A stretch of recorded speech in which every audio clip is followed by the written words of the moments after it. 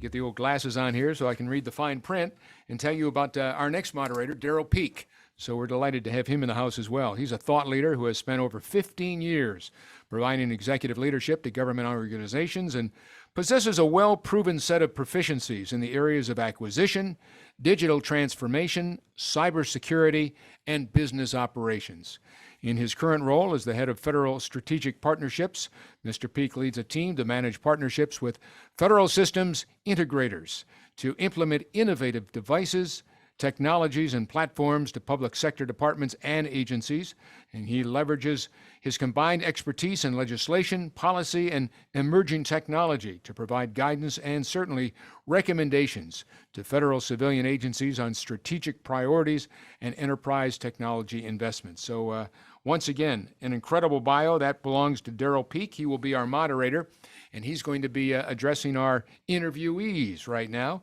And well represented, Germaine Forbes is with us in the house, as they say, from the U.S. Navy, and Ron Thompson from NASA. So we thank all three for being a part of this. And Darryl, I'm going to turn it right over to you. So take it away, my friend. It's all Greetings, yours. everyone. My name is Darryl Peak. I am head of Federal Strategic Partnerships at Google Cloud. I am really happy to be here today talking about the workforce of tomorrow.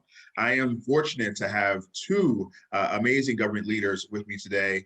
We have Ron Thompson from NASA, who is the Chief Data Officer and Deputy Digital Transformation Officer, as well as Germaine Forbes, who is the Chief Technology Officer within the Navy, PEOEIS, PMW 260. So with that being said, Germaine, would you mind telling our audience a little bit about yourself and your background? Yes, good morning. Just a couple of corrections on my title. I think when you and I first met, Darryl, you are correct. I was the CTO for 260. Since that time, our organization, which is now called PEO of Digital Enterprise Services, has gone through a reorg. And as I mentioned earlier, I moved over to where we collapsed our program office, and so now we have digital services and within portfolios. So all of the program offices that had similar services were collapsed together. And so that moved my role into a different role of being over the portfolio managing, working and supporting them in the area of design, development, and delivery of those digital services. That being stated, my background has been for the last 28 years government. Within the government, I've been in DOD quite some time, focusing a lot on the capability deployment of those types of services to include network and transport.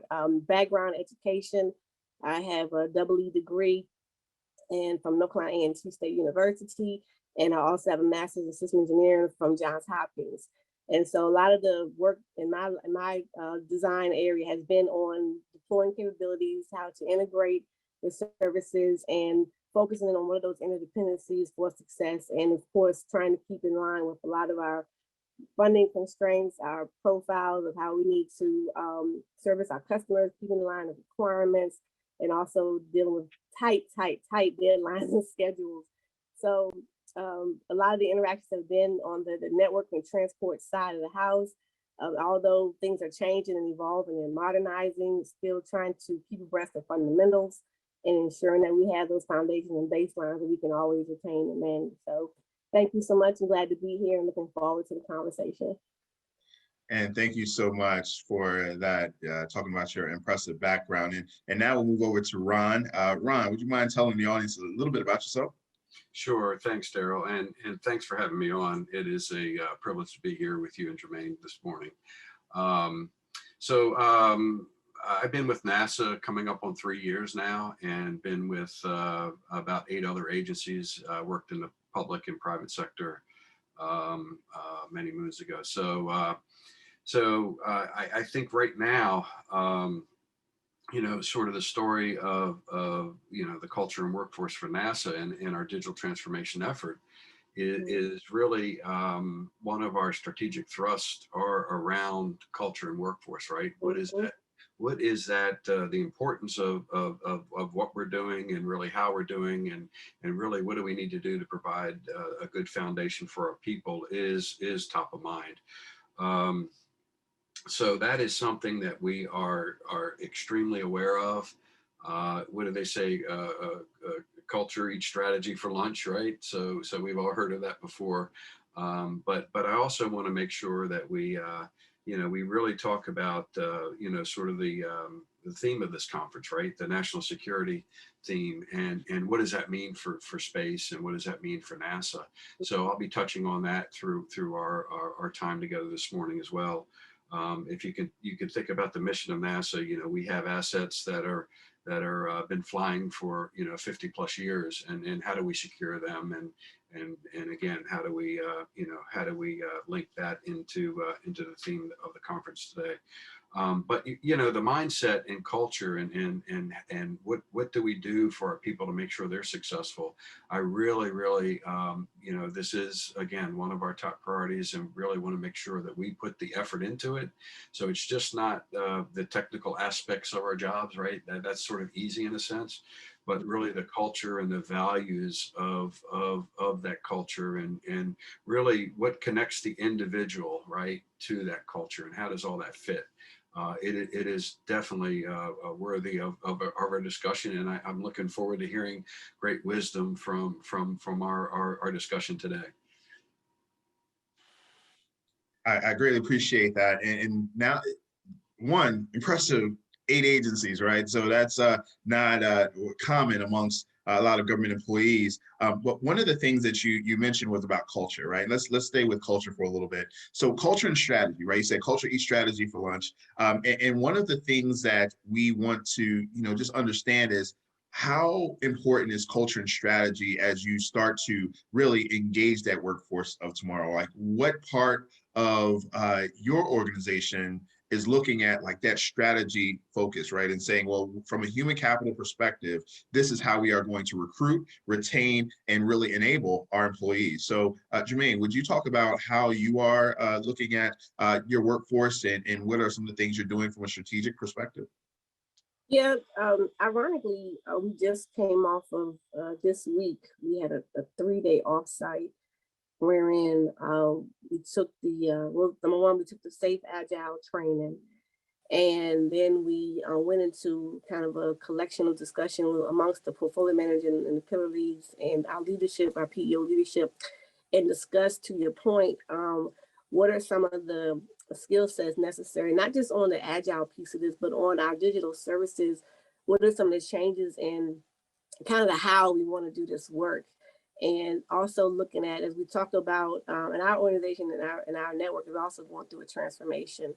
And we started talking about those different types of skill sets and looking at how we would engage in not only just changing our quote unquote PDs, our position descriptions, our current jobs, and doing an analysis, but then also what type of support that we think we're going to need, and how we need to also look at our contract structures, because sometimes we have some challenges with getting the right talent to help us such that we can employ those, and it's hard people to find also, but then what does our contract look like, and what is the language in there that might be also, keeping us with barriers of not getting the exact support that we need to help us through some of these challenges. And then looking at internally with our people, yes, we did the safe agile training. So one of the other topics we had on yesterday's conversation with our leadership was how do we, incentivize our folks, and what are some of the other training opportunities we need to bring to the table?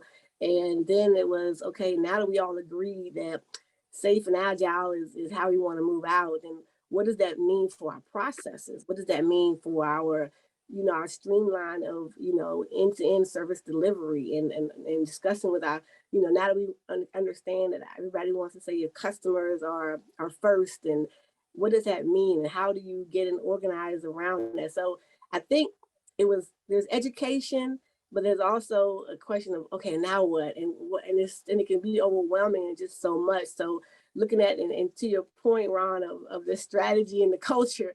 So yeah, we all understand the strategy, but our culture just has to catch up to that. So just marrying and prioritizing those areas and not getting overwhelmed is just where you want to get that starting point. Because, for customers for our employees who've been working hard, and as you mentioned, are very smart and are engaged and are passionate about what they come to work and do every day, you just don't want to dilute that with Oh yeah, by the way, just so you know, we're going into this other paradigm of safe and agile. And if you ever, I hope y'all get it, but this is what we're going to do. So just trying to create that balance. And one thing we've been talking about is communication, being transparent. And it's like, for example, on yesterday, we had a huge offsite on this week. And one of the things we talked about is how do we communicate with our other folks who are the ones who are really, executing and doing the work. How do we communicate with them and be open and honest and transparent with them on the things that we think are changing and get their feedback on it? So that, I believe, is just kind of on the cusp of working through all of that as well. Wow, some very powerful statements, and it's interesting that you mentioned the delivery approach and how you utilize that in order to create more transparency and more effective communication, and also like the point that you made about incentivizing the team. And when I was formerly enrolled, it was always really hard to say, well, how do we incentivize government employees? Because sometimes you don't have those spot bonuses or things that you can provide them in order to thank them for a job well done. So Ron, what are your thoughts around culture and strategy and some of the things that Germaine said? So this is a really good instance in a case study where the paths and what we're doing are very much synergistic. So we have a three-pronged strategy with really our workforce and what we're going to for culture. The first is awareness, right? And that is, we see things, and I'll pull from my data hat for a minute, because I'm wearing a few different hats right now in this new transformation initiatives that we're doing. But that's awareness. What's important? So taking data as a strategic asset, making sure folks know that this is something that is a priority for the agency. That's really that awareness piece. Germaine mentioned about safe agile. That's sort of how we work and to be more efficient in fielding, services. So that's absolutely important and top of mind for us. But it's that initial, what's the lay of the land? What skill sets do people really possess? So we're really working on that inventory, that awareness piece first, and get that word out on what's important. And then the second one's importance, right? What is a priority, right? Because you can't change. And again, this is the synergy between strategy and culture, right? What is the importance for for an organization? What is top of mind? And we see, in the federal space, we do see those priorities shift. They shift that new leaders come in. They shift that administration changes come in. So this, we have to be mindful that as we work with the workforce is pulling those and what constant things we can do that are enduring, that do span multiple years and focus multiple years. So the importance of thinking differently, behaving differently, and training the workforce is important. And then just pull on, the last point we were just talking about is how we're measured, right? How we're rewarded, how we are recognized. So that those measurements, for our transformation in the workforce are very critical for us.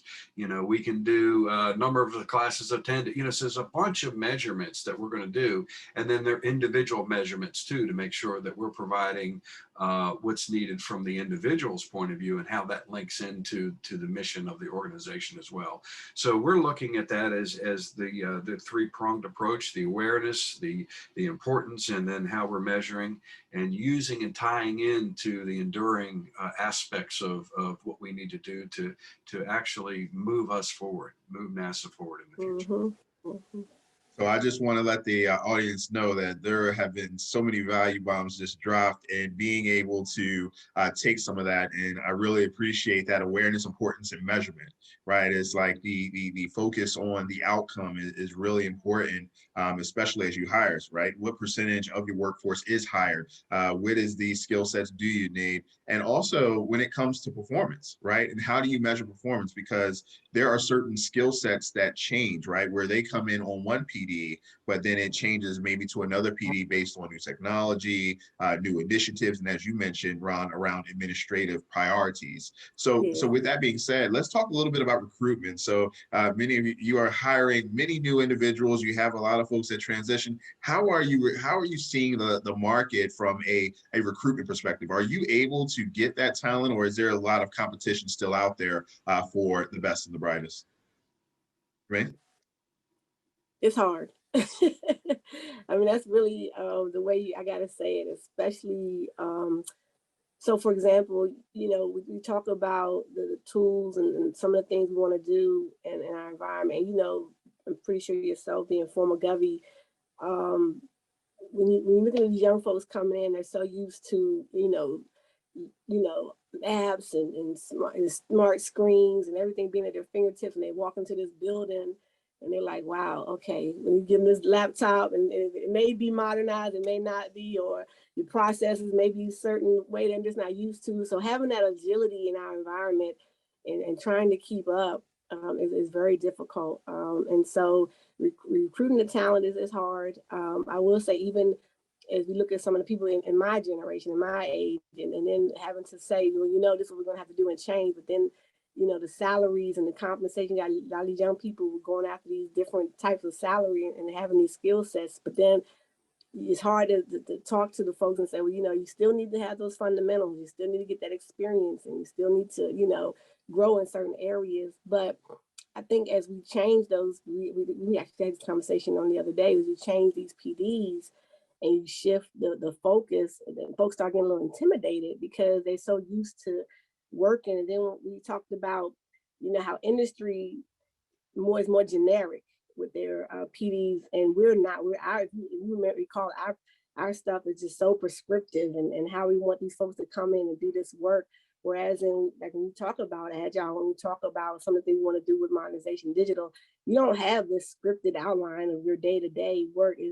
It is more involving that thought leadership and hiring these smart people who have the range and agility to do different things. So it's a little bit of checks and balance on the recruiting actions. And I'm often, so the one of the challenges I have is I've been on panels, is my questions are more focused in this area I just talked about. But then the HR people would kind of wrote me back and say, hey, you can't ask that. That's not on the PD, or that wasn't in the announcement, or that wasn't.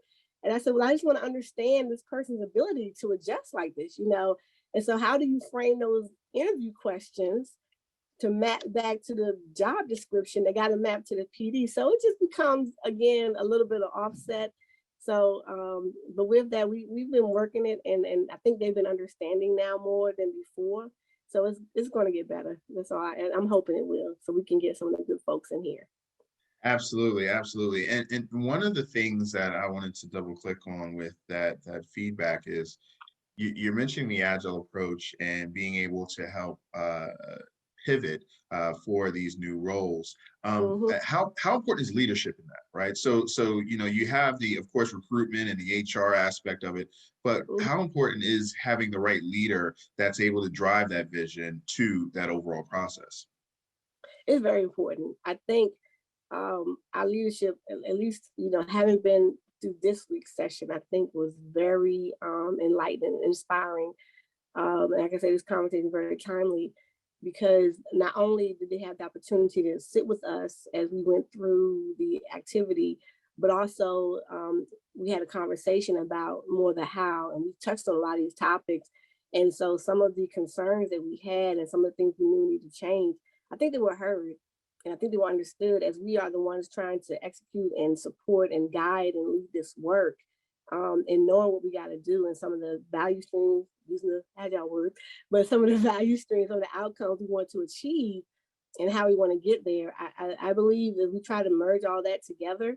That was one of the, I think, light bulbs that came on in this conversation this past week, where when they said, oh, I see where I need to probably, you know, adjust and make some changes in order for us to be successful. Otherwise, and that was one of the things, either you kind of in or you're not. So which one are we? We can't be, you know, hot or cold. We got to pick it.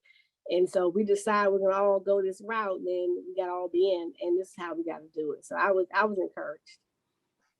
Absolutely. And Ron, with that, there's certain skill sets that you're looking for in recruiting, right? So in talking not only to the recruitment aspects, and I know on the civilian side, Schedule A is used a lot to bring on some of that talent, but what are some of the skill sets? What are you seeing? Because I remember the 2210s and the 343s that you should bring on board. And does that really align with the skill sets that are needed for the workforce of tomorrow? So you think about the NASA and the NASA brand. We do not have any issues. I mean, one of the top large agencies, best places to work across government according to the Fed survey. So the brand is really easy. The recruitment is really easy, but it's the retainment piece, right? So really the skill sets that we need, just think about, again, this is linking into our theme of the conference, right? National security. Think about the skill sets that we need to make sure what's flying in space, and then what has flown in space is secured. You think about that, right? We can't come back and bring back a satellite. You can't go back and repair a satellite. Very costly to do that. So how do you put a wrapper around sort of assets that are in flight for many years? And then a skill set that we have is, how do we make sure security is baked into what we're doing for future missions? So that's really on the security side of what we need for the future. But there's also an aspect of data too, I want to touch on really, and it's that data science, that data scientist. That's a new it's a new classification that it's been with OPM. So really looking at data, bringing data out of siloed systems, being able to see it across an enterprise, across an agency, across the holistic entity of where one works is really really important. So that data science is really the new hot area for organizations. And then lastly, I want to make sure we touch on the cross-disciplinary of science, right? We're seeing our science field, heliophysics, the study of the sun, right? Astrophysics, the study of the stars. We're seeing them become so rich and so deep in knowledge that cross-disciplinary value of linking cross scientific domains together is really what we're seeing is really needed, because people tend to become experts in one thing and not see the broadness of. So that's why the data science aspect is there. That's why the cross-domain aspect is there. So that's why I believe that we're going to be doing things much differently than actually pigeonholing into a specific categories and jobs. I think that cross-disciplinary aspect is, and we're not sure how to really do that yet. We're not, we're really sort of dipping our toe in the water, so to speak, and coming up with methodologies and areas and encouragement to bring centers of excellence together and across organizations. So we're going to figure this out, but this is something very early to us. It is important to us to do. To make NASA much more effective in what we do. So it's beyond an efficiency argument; it's an effectiveness argument. So so those are the things, Darryl. I think those are the three category things that we're working on in this space, and very much it is very much again in our top of mind, in our front brain, in our actionable plans that we're making. Yeah, I just want to add to that if I can, Darryl. That being stated, and what Ron touched on pretty much reminded me of another conversation we've been having, is as we move into these digital services, I mean, it's wonderful and great that we have them in these portfolios. But one of the things I've been, talking about to a lot of the portfolio managers is that as we move into this whole, software-defined networking environment, you're not going to just own, quote unquote, transport. You might not just own identity services. All of this stuff is going to start melding and bleeding together, and collectively, if you want to start engaging on automation and having all these visibilities and analytics, and as he mentioned, all the data that's going to go back and forth, folks got, we have to understand where this originates. We got to understand the impact on it. We have to understand dependencies, and sometimes they can get lost and when you're looking through those things through automation. So that mind shift is a little difficult as well, because when we talk about the culture, because everybody's just kind of used to being assigned to their own domain of work. And you start telling them, oh, I need you to, well, I mean, they know they got to talk to the cyber guys. That's been kind of a known thing. But when you start telling, oh, well, now we got to talk to these application folks. You understand that what you're doing is, they're like, well, wait a minute, what did that owners talk about? So when you start talking about these DevOps environments and start integrating that and piece of it into, your service and also looking at the impact on these tools and what you got to start in these processes and how they change. And if folks are used to doing things a certain way and those checks and balances, it does become a challenge. And folks start getting a little leery about that human capital. They say, well, is my job going away? Because now we're starting to inform these other things and pull these other tools. I said, well, no, you have to understand how this process is going to change, and your role in executing this process and this work and maintaining this capability is going to change, and how. And that's more or less the how. It's not the what. It's really how we're going to do this. And that can be overwhelming. And that definitely can be overwhelming, and really appreciate the feedback on kind of the some of the jobs for tomorrow, as in data science and cross-disciplinary sciences, as well as the digital services aspect, all important roles. And it's really interesting to see how that will be continued to be incorporated. And the other thing that I would like to do for both of you is to double click on the flavors of employees. Right, because you have the you have the civil servants, you have the SESs, you have the political appointees, you have the enlisted military officers, you have the officers, you also have those who are political appointees, and even within foreign service, you have foreign service officers. So how do you deal with those different flavors? Because with political appointees, typically they come in with an administration.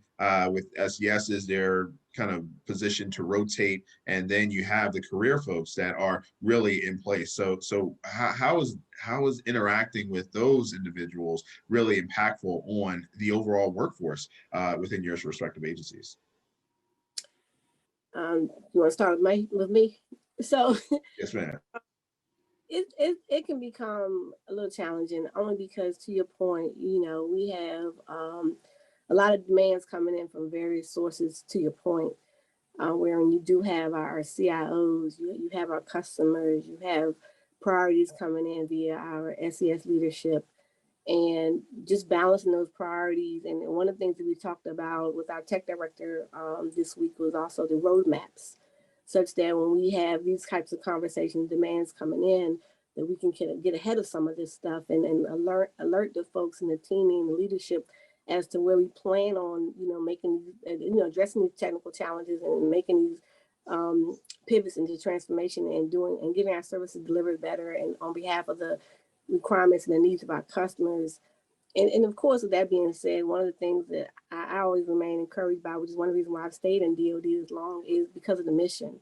So we meet and talk with our colonels, and we talk with our admirals, and our colonels on the Marine Corps side, we work with and partner with them, and we talk with our admirals and our leadership in that arena. We don't lose sight of the mission. And so that, and I'm always cognizant of that, especially when we're making some decisions and I'm thinking, okay, well, wait a minute, how are we going to do IFF, and how are we going to do these types of, cross-challenging activities of being able to receive signals. I don't think we can put everything in the cloud. I don't think we want to, so these are the things that, we talk about, and making sure our services can reach everybody, and even to include some of our, our disadvantaged locations. And by the way, if we need to upgrade. And so we're always assessing those areas and thinking about the end user. And end user is not always the person sitting in the office. And end user is really that person is on the ground, that person is on the ship, the person that is, working and trying to accomplish the mission. So I'm in the middle of being the civil servant, but at the same time, always pulling in those admirals and the people on the Marine Corps side, those other from the, joint officers. And it helps to reverse and bring those things back to light to those leadership folks who may not always, understand it because of the pressures, because of the political components of this. So it's a balance that we deal with every day.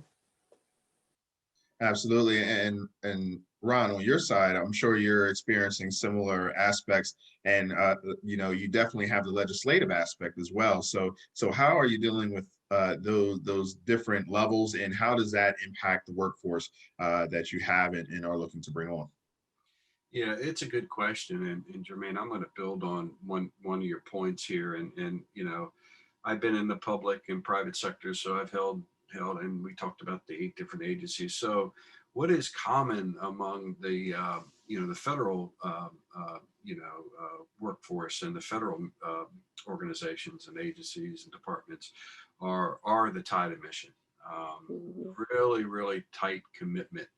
Mhm. I mean, and the question, Darryl, is really how do you really navigate around tying the mission versus shifting of priorities and focus, Mhm. right? So if you look at NASA, the core of NASA is really to advance mankind, to advance aeronautics, to do human exploration, to really have our science and research about the Earth and space and the universe. So that tie to mission is really enduring. It really is the Rosetta Stone, the North Star, however you want to describe that focal point. But we like to say mission first, people always, right? So and really the question is sort of how do you navigate around shifting sands, right? How do you navigate around um, shifting priorities and different perspectives coming in. And the word of the day is agility, right? So Germaine, you mentioned about agile in fielding IT services, absolutely agile way. But being an SES, we are that bridge, that Mhm. SES core that I'm a member of, are that bridge between the politicals coming in and then the GS workforce below. So we need to temper. We need to make sure we have the alignment. We need to make sure we explain the priority shifts and why. So that's the biggest thing. I just want to hammer home, Darryl, is explaining the why to our people and making sure that they deliver in an agile way. Mission first, people always. So it takes a moment because we have the president's management agenda that is still being worked for this Mhm. current administration, and what those priorities are. So we as executives need to make sure that we link before we provide that safe environment. We make sure the workforce is aligned to these priorities. And then with the workforce makeup, and that was the other part of your question, we're going to be using our contract workforce. We're going to be using our FTE workforce, all different levels. We're going to use career appointments, term appointments in the future. I mean, there's going to be a bunch of different ways and tools we use to deliver that mission, and that is a top of mind. And the last point I want to make, Darryl, is we're very fortunate on our scientific and research side. We have something called decadal studies that, and these are multi-years out. Some of these are 20, 50-year out programs that we have. So they're very enduring. I once thought before I got to NASA that building an aircraft carrier was one of the very enduring ways of government, right? Because you have a design. It takes years to design, years to build, years to field, years to operate, right?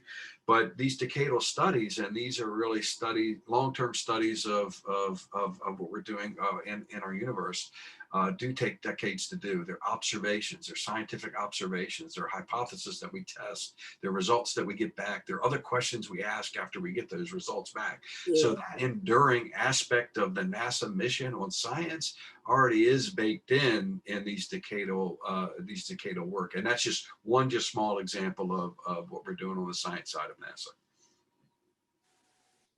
That is absolutely incredible. And you think about a 50-year study and how there's a lot of folks that may not see the outcome of that study, but are so critical providing that input and creating continuity. And you also mentioned how the SES, in many cases, does create a level of continuity for the GS workforce, as well as alignment with the political appointees. And one of the things that I wanted to expand upon is, and for you, Ron, is what is the impact if we don't start filling these critical roles within agencies, right? And we talk about digital transformation, digital services, data scientists, and other roles. What is the potential impact if we don't identify these folks? Well, I think this is true, Darryl, for any organization, and that's relevancy, right? Will an organization be relevant? Will an organization be needed if you don't if you don't continue to resource enhance. And we've been very fortunate during the pandemic is, we pushed out very early in a virtual environment, and we're still able to onboard people in that environment, so we're still able to accomplish our mission. So again, it's the agile way, but we do have there's been studies for years now about the wave of retirement coming into the government. Yeah, and there's the institutional knowledge is going to walk out, so we need to be mindful of how we bridge that gap. But there's always going to be turnover. There's always going to be new folks coming in, but making the relevancy for NASA, making our transformation and our future design a priority. It's just not what we're doing today or this fiscal year or this launch manifest to launch these systems. It is that long-term enduring focus, and people are people are the key. People are absolutely the key for how that needs to work. So investing in our people, make sure we have the right resources for the right jobs at the right time. So this is something that we need to, and then how we've always worked will change.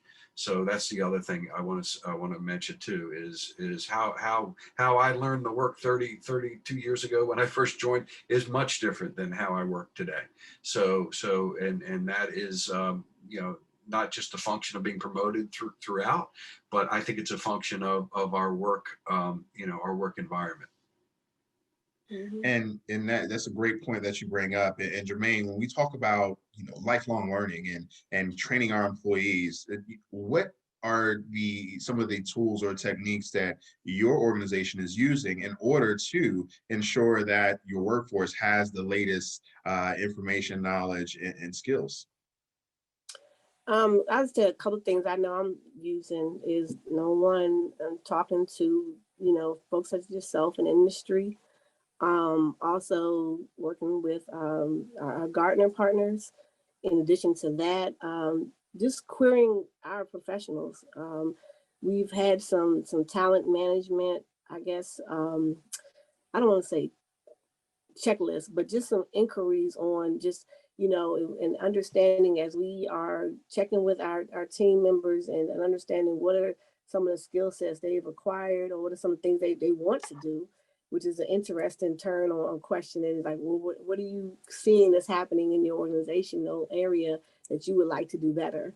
And getting that feedback from them and assessing that balance, because again, we can't have everybody training all the time either, but then you got to choose and say, okay, which one is relevant, which one would bring back the most value to help these employees to move in the way.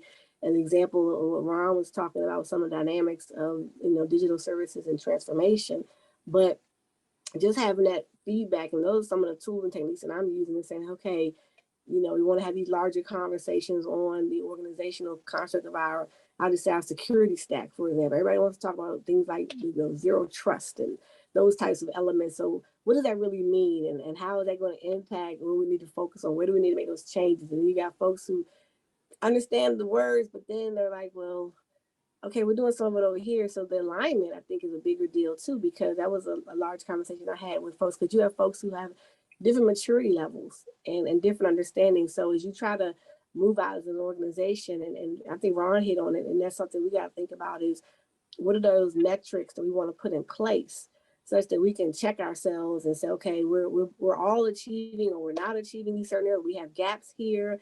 That would help us to, just kind of channel our focus areas, because in that regard, you're going to have some folks who've been doing things a different way, and not even just better, but just where we're just trying to go, and they're a little more proficient than others. So in order for us to all be successful, we got to all get to a certain level. So I kind of threw out there, yesterday in one of our conversations, I said, so what's going to be our, CMI for Agile? What are we, how are we going to know we're doing well? Or what is going to be our threshold of checking those things when we want to just go across as an organization? And then how are we going to just keep ourselves, just be honest with ourselves. We're doing good or we're not. And what are some things we need to just kind of step back and look at and focus on? And I don't think everybody just kind of thought about it like that. But for me, who's, trying to apply my, analytical background to these program offices and some of the management things we have to do day to day, I'm just, wanted to make sure that we're just, because we're not aligned in it, then it's not gonna be synchronous, and we're just gonna always have this constant checks and balances, this battle as we try to move out. So those are some of the tools that I know I've projected on organizational and projected to our leadership as well, as some things that I want to just try to establish and put in place to help move this stuff along.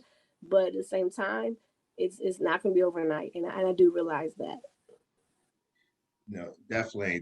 And one of the things that you mentioned was the feedback loop, right? And I think with a few minutes left, we wanted to, get into the feedback aspect of it, because when we need retention, we need to identify the challenges as well. We need sometimes that canary in the coal mine to let us know when we're going astray, when morale in our organization may not necessarily be where we would like it to be. So with that, would you mind talking a little bit about, your mechanisms, not only for the employee experience, but also obtaining employee feedback in order to pivot in an agile fashion? Ron, do you want to take that?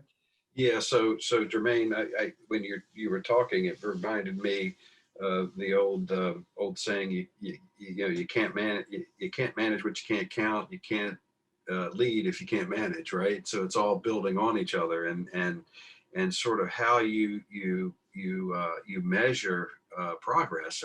That's your double E coming out, right? That's your your logic background, and I have a computer science and an MBA, so a little bit of a bifurcated bifurcated education, but in some sense. But I think the ability, again, and this is be very clear on explaining the why. I just can't overemphasize this, right? The why, the context, it's just not go do this because I say so, right? And this is hugely powerful. And I did, it's very interesting where I picked this up. I'll just share this with everyone. Outside of my work, I'm also a scoutmaster. I lead the future generation of young men coming up. So, and I've been doing this for about 15 years now, and my oldest is an Eagle. My youngest will be an Eagle. Oh, wow. I did not realize the importance of this younger generation, and the importance of having to put things in the context. So a little bit outside of our formal education, our formal jobs, but that was a eureka moment for me. And about it was early, about 15 years ago. I'm like, why are these young men asking me to put in context? Because I'm the scoutmaster. It's do as I say, and it is, when I pivoted to this, and I got to really take the time for me to internalize the why first, to say, what are we doing? And again, that's to measurement, right? To a strategy, to a goal, to a mission outcome. And for me to internalize this into a place where I can convey it to multiple different audiences. So in my example as Scoutmaster, it's not only the young boys, it's the parents, right? It's the committee that I have to deal with. It's the committee chair so different roles need to have it explained differently, but you do need to have measurements, and you do need to explain the why here. So this is, again, a little bit, just opening up a little bit, sharing a little bit about my personal life. This was the wholeness of the human being, right? The wholeness of the person. It was really beneficial for me then to take that into work and take time to explain and put the context around what we're doing. Absolutely, and really appreciate you sharing that story. It is very applicable to the topic being covered. So we only have about a minute or so left. So just any closing thoughts that you have for our audience as they talk about the workforce tomorrow. What are some of the recommendations or things you would like to leave them with? Germaine, and then Ron? Just embrace the change and just embrace the change. And I think Ron hit on it with the feedback and trying to explain the why, because you'd be surprised at that feedback. 100 people also are feeling the same. You'd be surprised. Yeah, absolutely. Thank you. Ron? And I would just say you're valued. The people are value, and you do. Each of us have value. So do not, as an individual, do not sell yourself short. Do not think you're a bit player, because each of us is valued, and each of us need each other. So that is really, I just want to, if I have sort of a pearl of wisdom or a last minute thought, and then find out what actually what drives you. Is it linking to mission, and what is that mission? So find the right fit. Find the right fit for you as an individual, and you are valued. Mhm. Well, thank you so much. And thank you all for spending some time with us today. We really appreciate the opportunity. And I'm just going to say thank you to these amazing leaders who are sharing some of their insights and wisdom with us, so that this way we can actually get prepared for the workforce of tomorrow. With that, enjoy the rest of your conference. And thank you so much. Take care. Thank you. Thanks. Ron, Germaine, and Darryl, once again, another great trifecta, huh, David? Absolutely. And I really appreciate the point that Germaine made at the end there about the why matters. Absolutely. You know, Absolutely. The military is always talking about that. Our good Yep. friend Clint Bruce is Yep. always talking about the Yes, why. he does.